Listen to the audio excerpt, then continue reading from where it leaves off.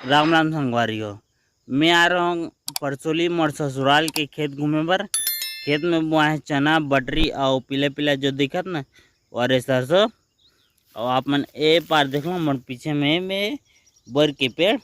हमारे लोकल भाषा में ला बर के पेड़ बोलथन। आप मन के डहन का पेड़ बोलतो तेला कमेंट में जरूर से बताओ।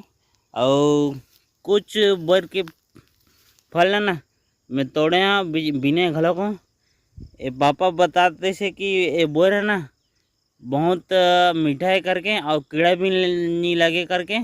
मैं खा के देखता हूँ, बताता हूँ आप मतलब कैसे तेला।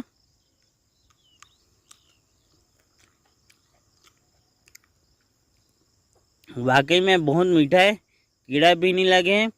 अब आप मन तो जानते हो कि मीठा चीज़ में कीड़ा बहुत जल्दी लग जाते, लेकिन हम कीड़ा बिल्कुल नहीं है, पूरा खा सकता हूँ मैं।